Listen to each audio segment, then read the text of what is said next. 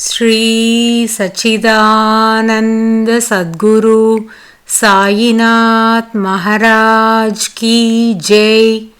Sri Sai SATCHARITRA, an insight. Episode 282. My humble prostrations at the lotus feet of our Sadguru Sai. By the divine grace of Sai, an attempt has been made to translate the gist of the divine discourse of Sri Ramanathan brother telecasted in Sai TV. This is purely done to share the glory of Sai and his divine teachings with more insight to the aspirants. Om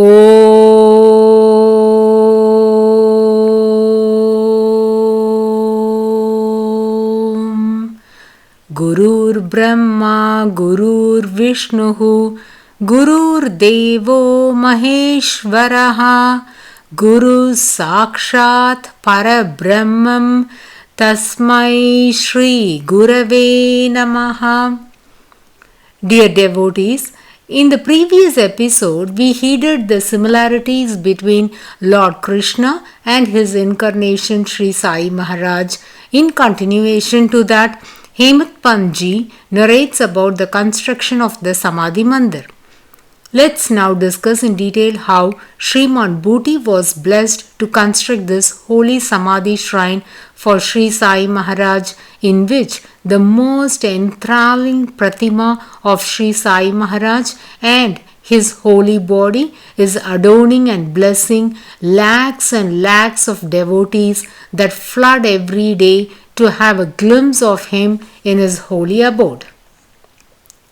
In this chapter from OV 112, Hemant Panji narrates the incredible Leela that unfolds the incidents related to the construction of the Samadhi Mandir. Hemant Panji writes, this amazing work was initiated by Sri Sai Maharaj in the most subtle manner that none could comprehend. This structure would become the Samadhi Mandir of Sri Sai Baba. The work be small or big, nothing was revealed, but it progressed steadily. In OV 118, none of the devotees or Shirdi residents had any clue of it, says Hemant Panji. The planning will be done very meticulously by Sri Sai Maharaj that the onlookers would get a feel as though it was a casual attempt. The motive of the plan will be unaware to others. In contrary, a reason that is irrelevant to the subject will be registered in everyone's mind, says Hemant Panji. In this context, permission was granted to Bhuti to build a vada. Then he was directed to build a temple along with that. While the construction of the Sanctum Sanctorum was taking place, the idea of installing a pratima of God was kindled in the mind of Bhuti. Accordingly, an order for pratima of Murlidhar was placed at that juncture. The most unexpected thing happened. Yes, Sri Sai Maharaj left his mortal coil and his holy body was placed in the Sanctum Sanctorum, in the place meant to install the divine pratima of God, and the holy pratima of Sri Sai Baba was installed, and the vada became the holy shrine and known as the Samadhi Mandir. This cannot be a sheer coincidence, but a well-laid plan. It was so subtle that none had any indication of this. Isn't this wonderful? In fact, Sri Sai Maharaj's inner thoughts were never revealed. It was always remained as a secret. Sri Sai Baba being the Supreme Master, his plans can never fail as it is his will. Whereas for mortals like us, our plans are merely thoughts, but when meditated upon, they might become a will. The construction of the Samadhi Mandir was the will of Sri Sai. Hence, the work was executed without any hindrance, but was maintained as a secret for the outside world. Sri Sai would never reveal the objective behind his plans. This we have observed at various cases in Sri Sai SATCHARITRA. For instance, a rich man came to receive quick Brahmanyan from Sri Sai Baba. When he approached Sri Sai Maharaj and requested to grant him self-realization, Sri Sai answered in affirmative and spoke thus: "My dealings are always in cash, never in credit." Sri Sai made the person sit there and got him involved in some other talks so that he would forget the purpose of his visit. This rich person had hired a tonga for his to and fro journey, as that would cost less money for him. He was a very stingy person. At that moment, Sri Sai sent a small boy to get a loan of ₹5 from Nandu Marwari. The rich person was getting restless as he could not wait for too long. The small boy returned to say that Nandu Marwari was not available. Then he was sent to Bala Gosar. The boy came back and said Bala was not in town. Though the activities carried out by Sri Sai Maharaj seemed to be irrelevant to the rich person and the onlookers, but every action performed by Sri Sai Maharaj in the presence of the rich person was indirectly responding to the request made by him about self-realization. This technique is known as practical Vedanta. Vedanta, that is the spiritual philosophies, can also be imparted by speech, and this is the practice adopted by people which will be futile, whereas the Supreme Incarnation imparts it in a most subtle and profound manner through their divine sport, that it instantly pierces the heart of the person and remains there forever. The divine sport transpired by Sri Sai Maharaj to that rich person substantiates the truth that unless he gets rid of his attachment to wealth, he cannot attain self-realization. In fact, the audience and the rich man couldn't comprehend the process of this divine sport until it was completely executed. Such instances are innumerable. On another occasion, Kaka Mahajani's friend came to Shiradi with the thought that he would not bow nor pay dakshina to Sri Sai Maharaj. To his utter dismay, the moment the person entered Dwarakamai, Sri Sai, looking at him from a little distance, addressed him in sweet words as follows: "Oh, welcome, sir." The tone that uttered these words was a peculiar one. It exactly resembled the tone of the friend's departed father. Hearing this enchanting tone and words, the person was in horripilation, as it sounded exactly as the voice of his father. Whereas other devotees in Dwarakamai would not understand the underlying reason of Sri Sai addressing this person in this manner and tone.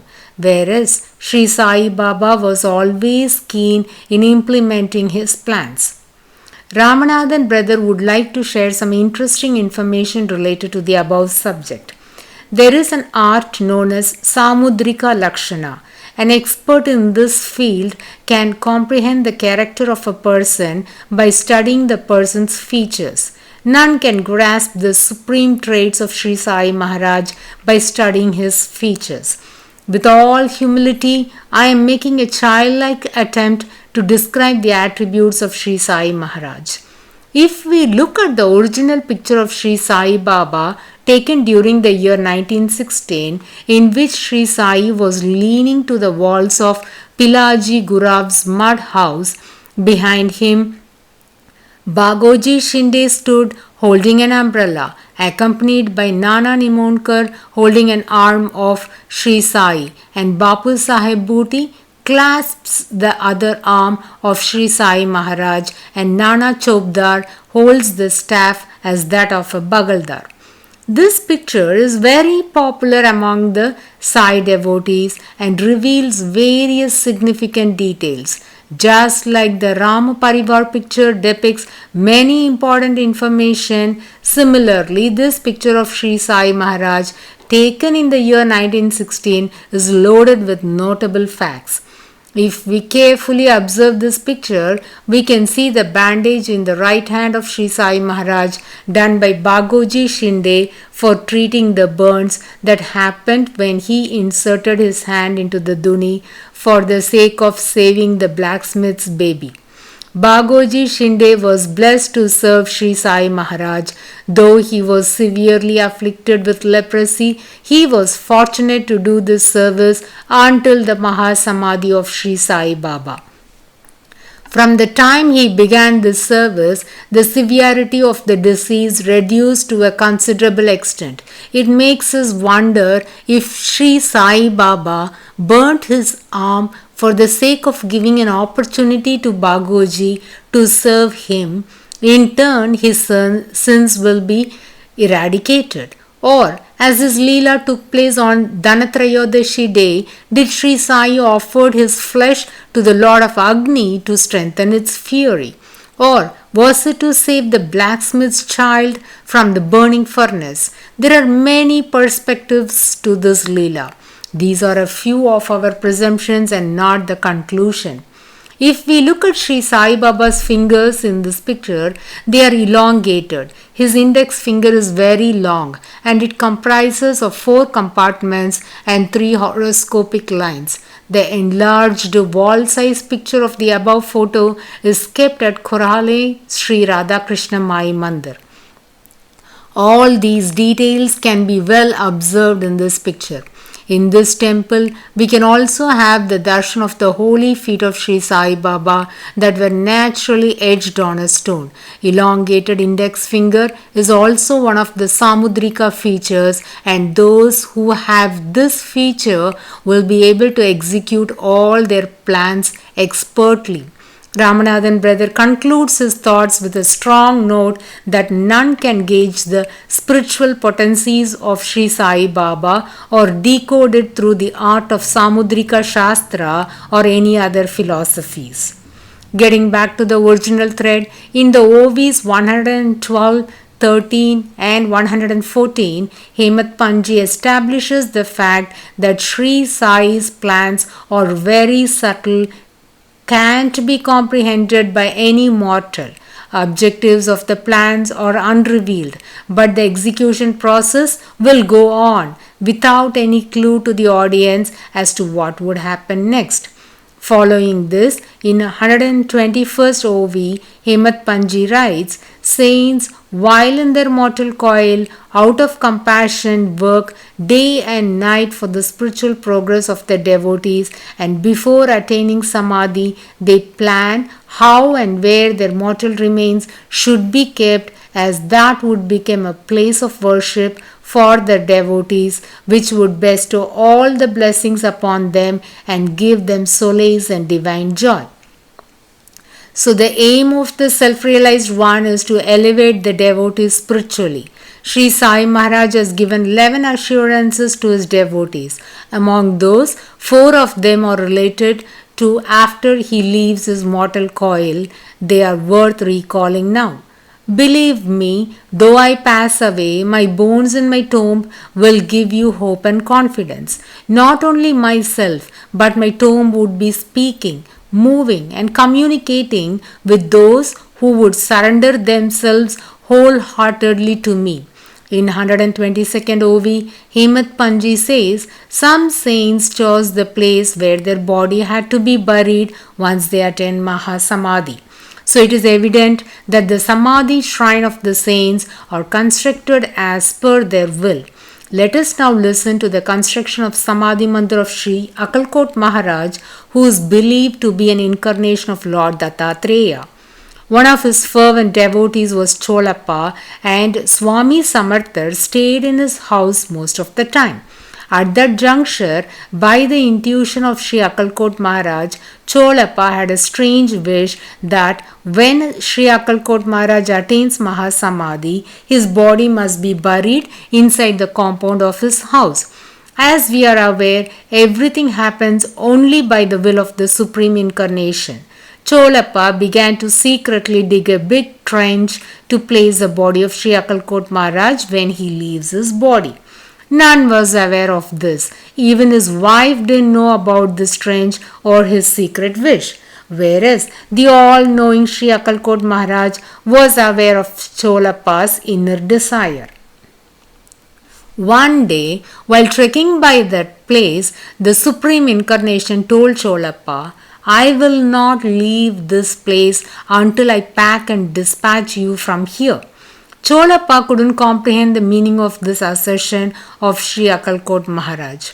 Lo, during the year 1877, cholera epidemic spread and Cholappa became a victim to this disease.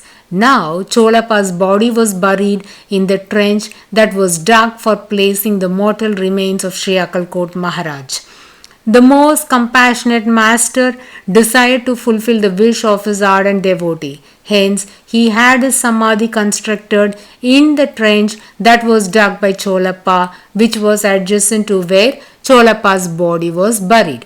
Subsequently, when Sri Akkalkot Maharaj attained Samadhi in 1878, his body was placed in the spot already reserved.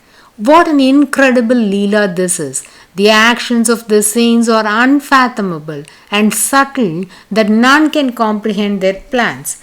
This Leela is evidence to 122nd OV of Hemat Panji. There are more incredible Leelas in this connection which we shall heed in the coming episodes. Bow to Sri Sai, peace be to all. Om